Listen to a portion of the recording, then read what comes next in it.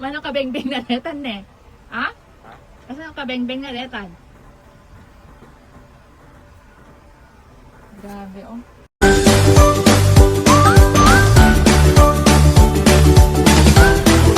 Welcome back to my channel. This is Emmy's Journey and today is January 15, 2026. Pagkagising natin, ito ang makikita natin sa harap ng bahay natin. Ang dami na palang snow. Ang daming bumuhos palang snow sa magdamag. And tingnan nyo, ganito karami ang snow.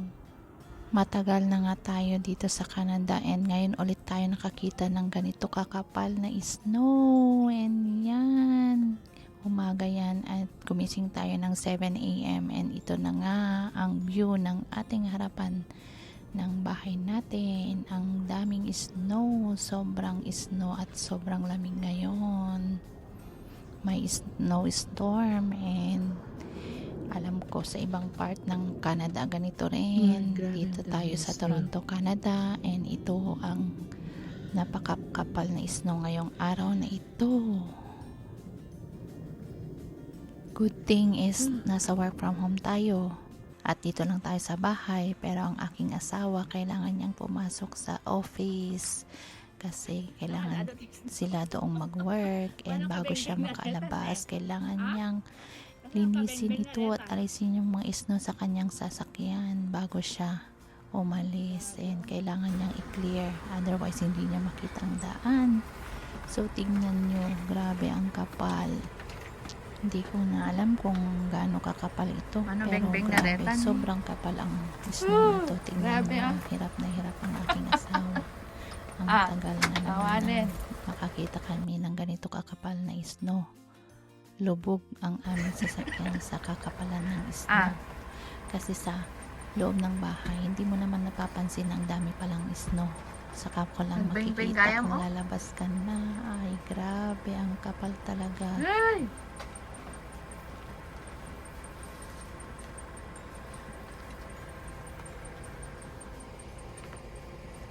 Makarwar ka pa data nga ta?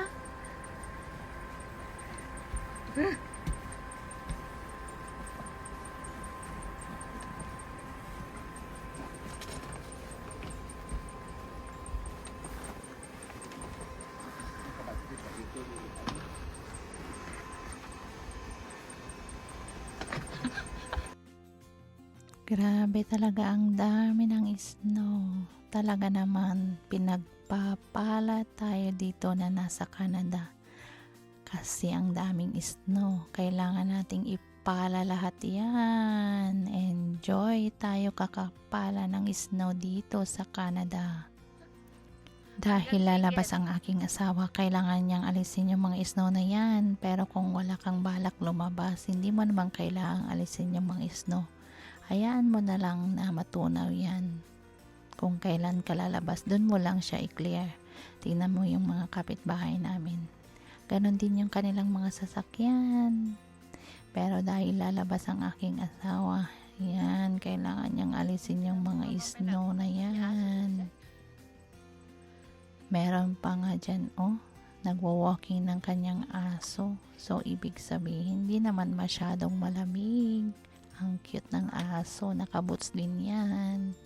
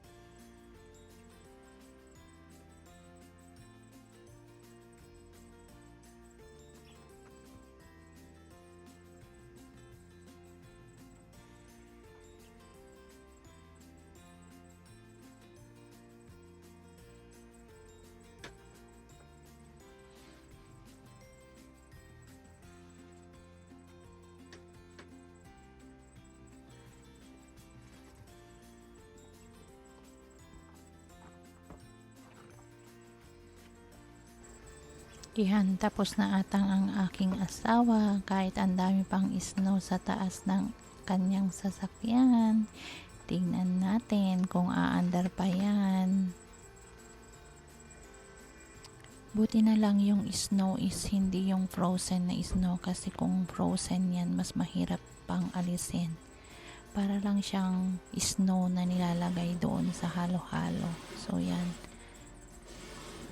Late na nga rin ang aking asawa sa work, pero kung ganyan na maraming snow, naintindihan naman nila sa work.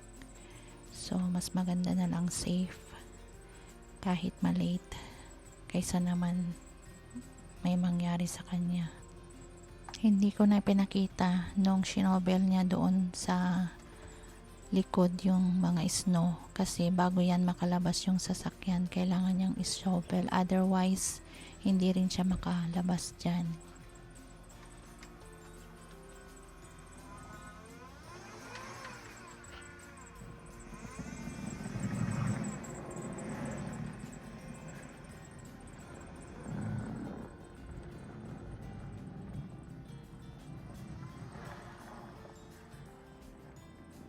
And yan na nga, parang okay naman na yung sasakyan at alis na ang aking husband.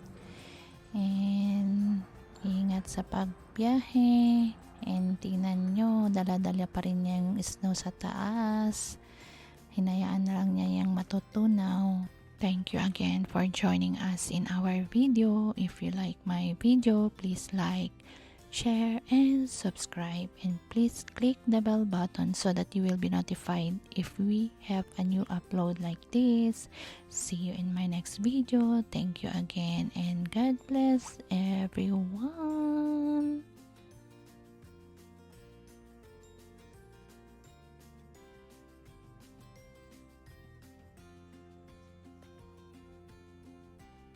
Oh, I think inayos niya pala yung window shield niya, kasi siguro hindi nakaayos kanina. Thank you again for watching. So we will update you tomorrow kung meron pang mga snow na bumuhos ngayong araw at kung marami pang snow bukas. And thank you again. See you sa susunod na video natin.